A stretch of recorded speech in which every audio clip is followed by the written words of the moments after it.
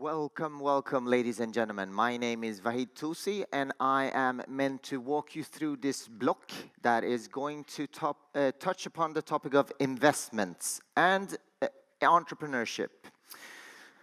So, a while back ago, I started thinking about investments and trading and how I can become this Bitcoin billionaire that everyone seems to want to be these days. So I joined some Telegram groups, I joined some forum groups, and I started trying to figure out what's going on. And to be honest, I was quite lost. There are so many words, there are so many expressions in this forum. Is my mic kind of cutting off sometimes?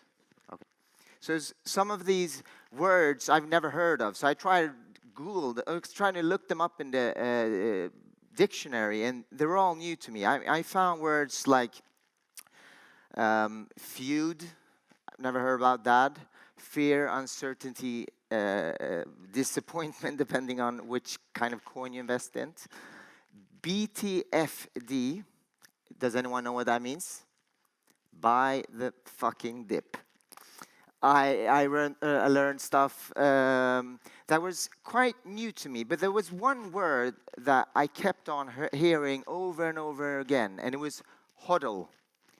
And hodl seems to be some kind of strategy, and it first appeared on Bitcoin Forum 2013 with a guy called Game Kyobi with the header, "I am hodling."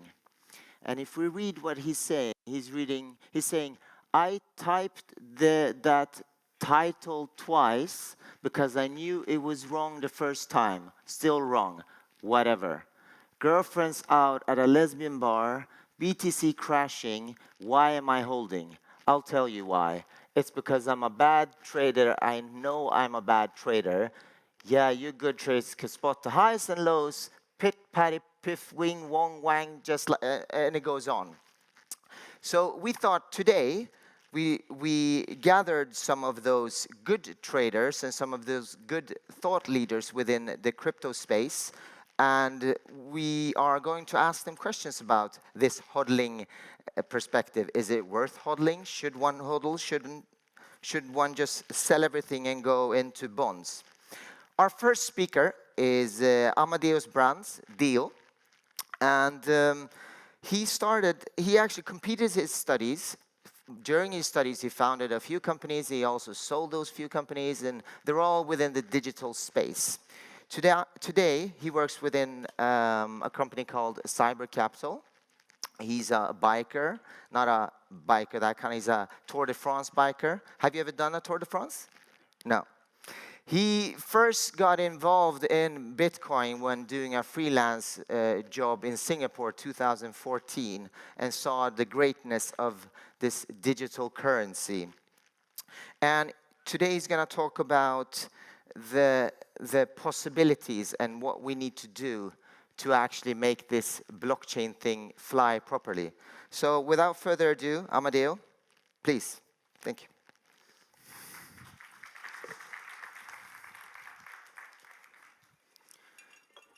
All right, just putting some water. Thank you for that introduction. And it's really awesome to be here in Sweden, Stockholm today. It's my first time I'm in this city. I really enjoy it. So yeah, I'm Amadeo Brands, and I work for Cyber Capital. Cyber Capital is a Amsterdam-based investment firm who invests in crypto assets.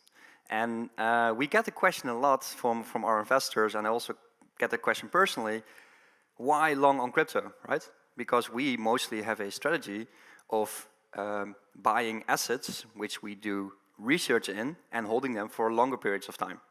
We don't really day trade, we don't really margin trade or ICO trade or whatever. So mostly managed buy and hold.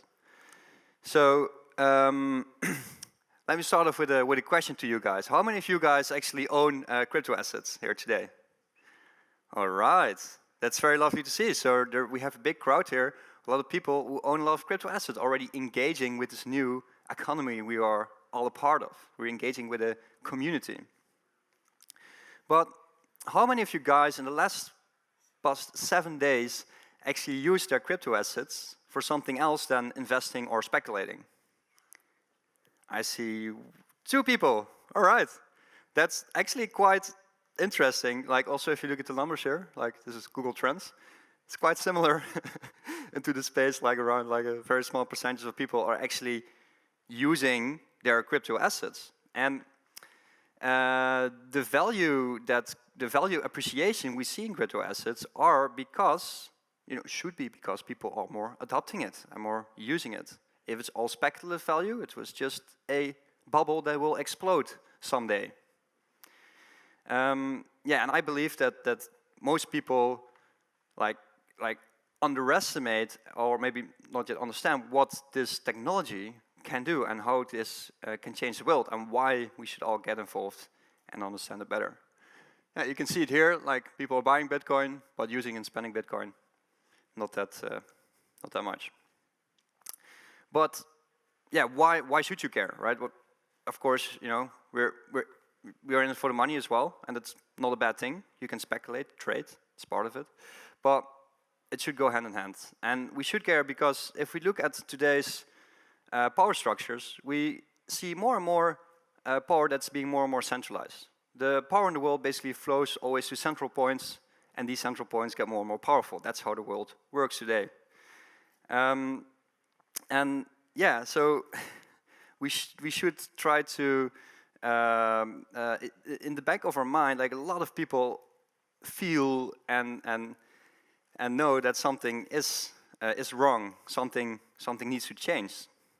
And that ethos, that thinking is in cryptocurrencies, in Bitcoin especially, from the start. Like we can see when Satoshi Nakamoto created Bitcoin, I don't know him personally, probably a group of people created Bitcoin, he put in a hash of a news article from 2009, and in that article it says like the second bail of banks. So basically from the start of this project, there's a lot of pushback to the current system. That is also a very good reason. I found it very interesting.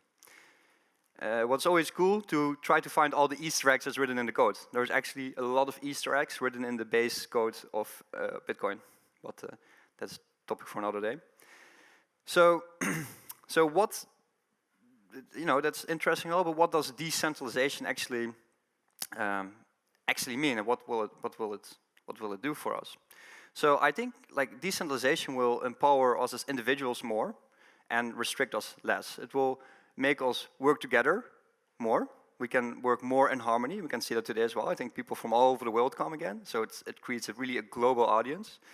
And we can create new models, new revenue streams, new revenue models, and we can create new layers of work production, and we can create a more inclusive economy. So let me explain that a bit deeper by these images. I think some of you are already aware of this. This is basically the basic explanation why decentralization will empower us. So as explained before, most power is now being centralized in single points of failure, and we see that more and more. And examples of this are the Fed, Department of State, or the European Union, which actually should be more of a mesh network, but in my view is more of a central point.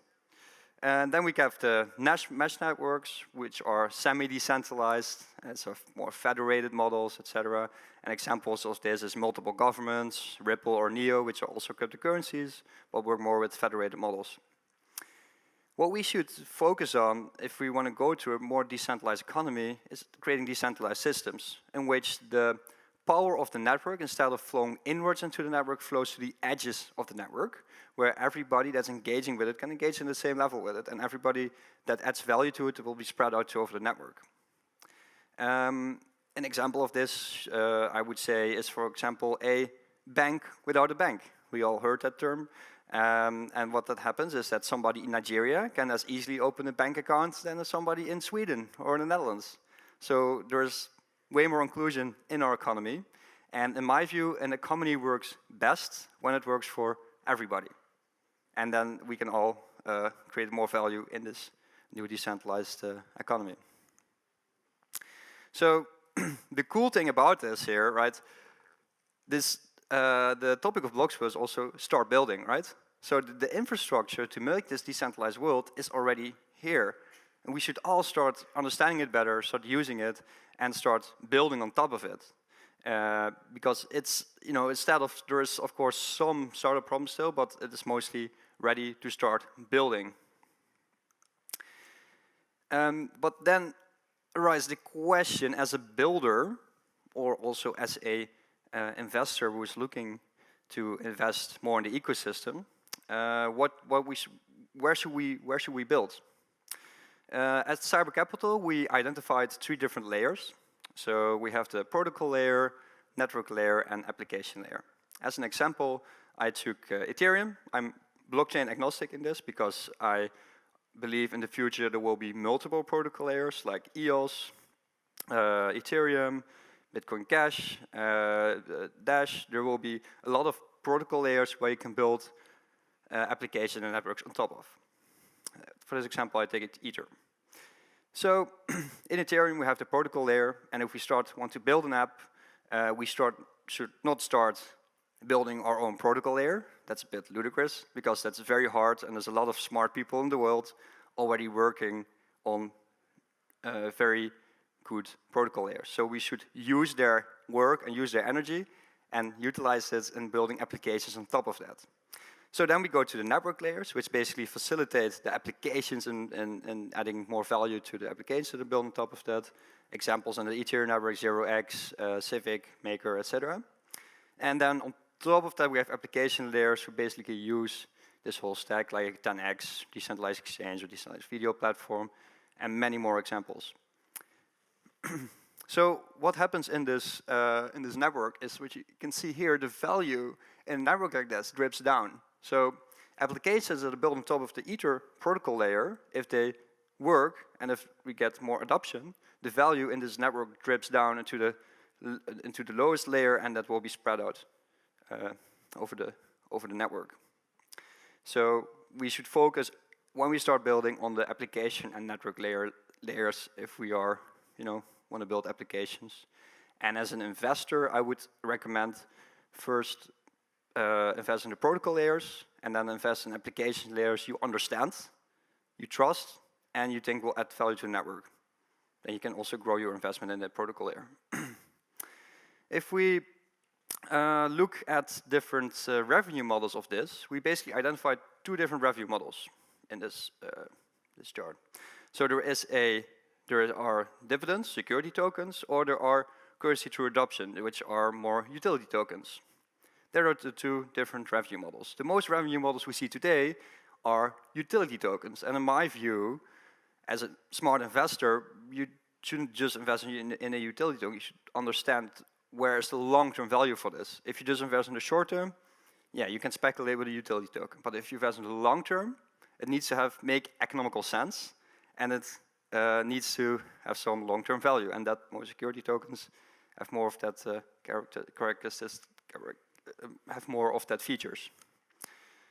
So how should we be building? So we now know we should focus, if we want to build something, more on the application and network layers, and if we mostly invest in the protocol layer, and then in application layers we trust and understand. Yeah, how should we do this? Like I just explained the revenue models, and yeah, like it is very interesting that there's a lot of ICOs who will just start and say, look, we have this beautiful utility token, and yeah, we have this model and it works. Well, it's quite hard to build a good company. I have here this book with me, How to Build a Billion-Dollar Application.